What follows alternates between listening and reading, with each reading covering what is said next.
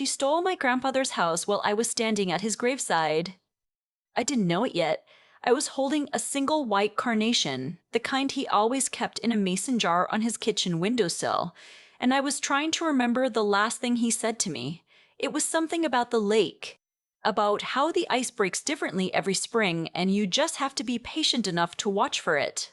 I was 31 years old, standing in a cemetery outside of Sudbury in February, and the wind was the kind of cold that gets inside your coat no matter how you button it.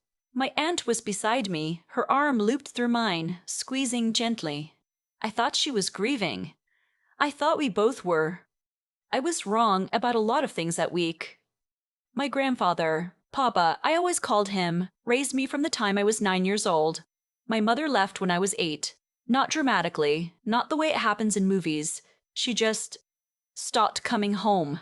My father had already been gone for years by then, and when my mother's absences stretched from days into weeks, Papa drove 4 hours from his place on Ramsey Lake, packed 2 bags of my things himself, and brought me back with him. He never made it feel like a rescue. He made it feel like I'd always been meant to live there, in that small house with the green shutters and the canoe tied to the dock out back. He worked most of his life as a surveyor for the provincial government. He was careful with money the way people who grew up with very little tend to be. He didn't talk about it much, but over 40 years he had built something real. The house, which he owned outright, a modest investment portfolio, and a piece of lakefront property adjacent to his lot that he'd bought in the 90s, when no one was paying attention to that stretch of shoreline. By the time he passed away in January of last year, the combined value of everything was somewhere around $800,000. Not a fortune by Toronto standards. But in Sudbury, for a man who started with nothing, it was everything he'd ever built. He had a will. Of course he had a will. He was meticulous about things like that. He'd updated it 3 years before he died, and his lawyer, a quiet man named Mr. Thibault, who had an office above a pharmacy on Elm Street, had told me at the funeral reception that everything was in order. He's those words specifically. Everything is in order, Hazel. Your grandfather was very clear about his wishes. I should have asked to see the document right then. Instead, I trusted my aunt. My aunt. My mother's older sister, the one who showed up at the funeral in a new coat and organized the flowers and made sure the obituary ran in the paper, had been living 40 minutes away in Chelmsford for most of my adult life. She and Papa had a complicated relationship. He tolerated her. She tolerated him. They were cordial at Christmas and distant in between. She called him stubborn. He called her calculating. I always thought they were both right. After the funeral, she offered to help manage the estate while things were being settled. She knew people, she said. She'd been through probate before when her own mother-in-law had passed. She said it would be easier if she acted as the point of contact with Mr. Thibault's office so I didn't have to drive back and forth from Toronto every time something needed signing. She seemed helpful. She seemed like family. I went back to Toronto. I went back to my apartment and my job at a dental office where I worked the front desk, and I let myself grieve quietly, and I answered her texts when she sent updates, which was often enough in the beginning that I didn't think to question anything. It was my coworker, a woman named Deb, who had known me since I started there, who said something 4 months later that shifted everything. We were eating lunch in the break room, and I was telling her about Papa's property on the lake, how I kept thinking about going up there for the long weekend in May, and Deb said, just casually, "Did you get the transfer paperwork sorted yet?" She had bought her mother's house from her siblings the year before and had learned more about Ontario real estate law than she ever wanted to know. "Usually takes a few months after probate clears," she said. "You'll want to make sure it's registered in your name before you start making plans." I told her I'd left it with my aunt to handle. Deb looked at me over her sandwich for a long moment. "Do you have a copy of the will?" I didn't. I called Mr. Thibault's office that afternoon. The woman who answered was polite but careful. She told me that Mr. Thibault had retired at the end of March and that his files had been transferred to another firm. She gave me a number. I called it. I left a message. No one called back for 2 days, and when they did, the new lawyer, a young woman who sounded like she was reading from a file she'd only just opened, Told me that the estate had been settled and the property transfer had been completed. Completed to whom? I said. There was a pause. To the designated beneficiary, she said. Your aunt. I sat down on the floor of my apartment. I didn't choose to sit down. My legs just stopped working. That's not right, I said. I'm the beneficiary. I've been living with my grandfather since I was 9 years old. He raised me. The house is supposed to come to me. Another pause.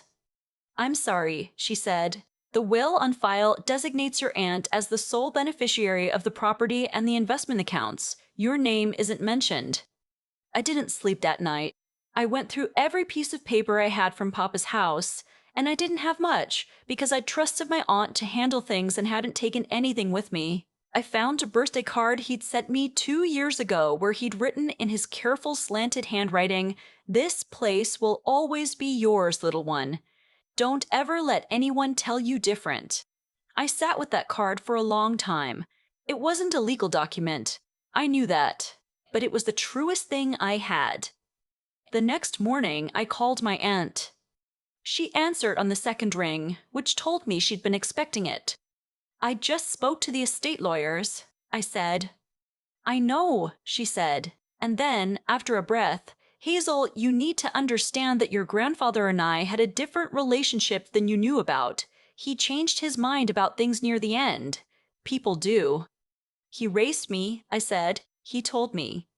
He told you a lot of things, she said, and her voice had gone somewhere flat and cold that I'd never heard from her before. But I have the legal documents. I have his signature, and you have nothing. I hung up. I didn't cry. I was too angry to cry. I paced my apartment for 20 minutes, and then I called Deb, and Deb told me to stop pacing, eat something, and find an estates lawyer before I did anything else. She said it the way she said everything, no drama, just clear. Find a lawyer. Today. Before you do another thing. I found one by that afternoon. Her name was Miss Osei Bonsu, and her office was in a building near Bloor and Spadina. And the first thing she did when I sat down across from her was push a box of tissues toward me without saying anything about it. I hadn't cried yet, but I appreciated the gesture. She listened to everything I told her. She took notes. She asked precise, careful questions about the timeline. When had Papa updated his will? When had he died? When had probate cleared? When had the transfer happened? She asked whether I had ever seen the will. She asked whether I knew the name of any witnesses. She asked whether my grandfather had shown any signs of cognitive decline in his final years. He hadn't. He'd been sharp until the last month. He'd done his own taxes in October. He'd been putting together a puzzle of Lake Huron when he had the heart attack. Okay, Miss Usibansu said, putting down her pen. Here's what I need you to understand. What you're describing is a pattern I see more often than I'd like. An elderly person updates their will, or appears to, in favor of someone who has recently become closely involved with managing their affairs. The original beneficiary is unaware until after probate. By that point, the property has transferred and the burden falls on the challenger to prove the will is invalid. How do I prove that? We need to get a copy of the will that was filed, she said. We need to compare the signature with other documents your grandfather signed around the same time. We need to find out who witnessed the will, and whether those witnesses actually knew your grandfather, or whether they were strangers. And we need to establish when exactly he signed it, because if it was during that final month when his health was declining, that opens a different argument. She paused. This is going to take time, she said, and it's going to cost money. I won't lie to you about that. I thought about my savings account. I thought about Papa, doing his taxes on the kitchen table in October, careful and methodical. I thought about the birthday card. This place will always be yours, little one. Tell me what to do first, I said. What followed was 4 months that I don't entirely know how to describe. I kept going to work. I kept answering my phone. I started keeping a document on my laptop where I recorded every conversation, every date, every detail I could remember. Miss Prawl, Osei Bonsu had told me that documentation was everything, that memory was not evidence but written records were, and so I wrote everything down. We obtained a copy of the will through the court system. The signature was my grandfather's, at least it looked like his. But the date was October 14th, 11 days after he'd been admitted to Sudbury General with chest pain. Not the full heart attack that eventually killed him, but a warning, a serious one. The attending physician had noted mild cognitive impairment secondary to reduced cardiac output in his records from that admission. Ms. Osei Bonsu looked at that date for a long moment. "He was in the hospital," she said. "Yes." "And this will was signed in the hospital?" "That's what the notary's stamp says." She sat the document down. "Who arranged for the notary to come to the hospital?" We both already knew the answer. The witnesses to the will were two people I had never heard of, not Mr. Thibault, who had drafted the previous will and knew my grandfather's face and history. Two strangers, names that appeared nowhere else in any document related to my grandfather's life. When Ms. Osei Bonsu tracked them down, one turned out to be a neighbor of my aunt's. The other was her husband's cousin. I want to be careful here about how I describe what I felt when she told me that. There's a difference between suspecting someone has betrayed you and having evidence that they did. Suspicion is a weight you carry. Evidence is something else. Evidence is the moment the floor drops away and you realize the ground you thought you were standing on was never there. I had been calling Papa's house every few weeks since his death, listening to the phone ring in a house I'd grown up in. My aunt had changed the locks within 30 days of the property transfer. She had not offered to let me take any of Papa's personal belongings. Not his photographs, not the mason jars he kept on the windowsill, not the old surveying equipment he kept in the garage because he said it had good bones. All of it was in that house, and I had no legal right to any of it while the estate was contested. She called me once during those 4 months, just once. I almost didn't answer. "I want you to know," she said, "that I'm not your enemy. Your grandfather and I had an understanding. He knew you had your own life in Toronto. He didn't want to burden you with the upkeep." I let her talk for a little while. Miss Osei Bonsu had told me to let her talk. "I hope you'll come to accept this eventually," my aunt said. "Family is more important than property." "You're right," I said. "It is." I ended the call and sent the recording to Miss Osei Bonsu's office. In Ontario, you are legally permitted to record a phone call that you are a participant in without notifying the other party. I had done this for every call since retaining her. The case for undue influence rested on several things coming together. The timeline, a will signed 11 days into a cardiac hospitalization. The witnesses, 2 people with direct personal ties to my aunt and no prior connection to my grandfather. The previous will, which Mr. Corder. The Bell's retired files, once obtained, showed had named me as sole beneficiary of the house and property and had been drafted 4 years earlier when Papa was in full health. And the financial records, because Miss Osei Bonsu had also pulled the records of who had paid the notary, it was billed to my aunt's home address. She had paid for the notary who came to the hospital room. She had brought her own neighbor and her husband's cousin to witness. She had done all of this while Papa was on a cardiac monitor, while he was frightened and tired, and had asked me, when I'd visited him that week, whether I thought the canoe needed a new coat of varnish before spring. That detail undid me. The canoe. He was thinking about the canoe. The matter went before the Ontario Superior Court of Justice in November. I drove up to Sudbury with Ms. Osei Bonsu, and I wore the same dark coat I'd worn to his funeral, because it was the only good coat I owned. And I sat in a courtroom and I listened to an argument being made about my grandfather's capacity and his wishes and his life. And it was one of the most surreal days I have ever lived through. My aunt sat across the room. She had a lawyer too, a man who was louder than Ms. Osei Bonsu and spoke about my grandfather's expressed wishes and documented intent and the right of any individual to choose their beneficiaries without external pressure. He said that phrase, external pressure, while looking at me. as if I were the one who had arrived at a hospital room with a notary and two hand-picked witnesses. Ms. Osebonsu was quieter and more precise. She walked through the timeline without drama. She presented the physician's notes. She presented the witness affidavits. She presented the witness affidavits. She presented the billing record for the notary. She presented a statement from Mr. Meter, the beau, who had driven in from his retirement in Elliott Lake because he had known my grandfather for 20 years and wanted to speak to his original intentions. The judge, a woman who had been listening with the same steady expression for 6 hours, asked my aunt one question directly.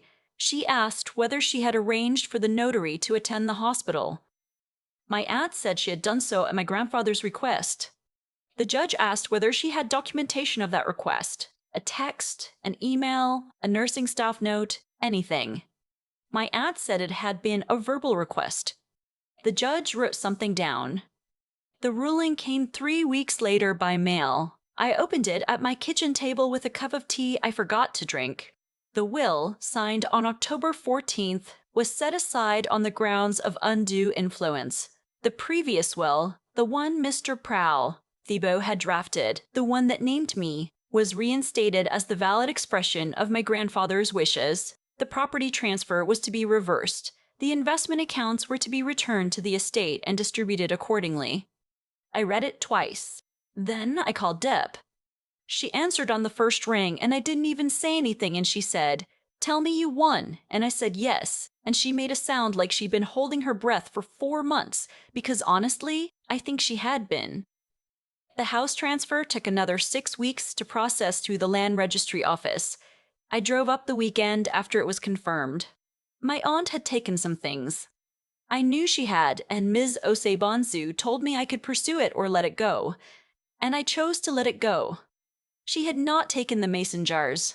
She had not taken the puzzle of Lake Huron, still half-finished on the card table in the back room. She had not taken the photograph of Papa and me on the dock the summer I turned 12. The summer I finally figured out how to read the water the way he'd been trying to teach me.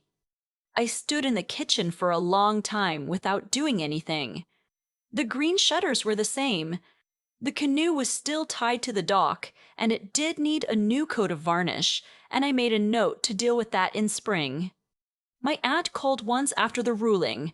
I answered because I thought I should hear whatever she wanted to say. "You should know," she said, "that he didn't love you as much as you think he did." I had been ready for something cruel. I had been bracing for it. But even ready for it, it landed somewhere tender. "That's not true," I said, and I meant it without anger, which surprised me. And I think somewhere underneath everything, you know it isn't. She hung up. I don't know what she felt after that. I don't know if she felt anything. I've thought about it more than I probably should, late at night trying to understand how someone decides to do what she did.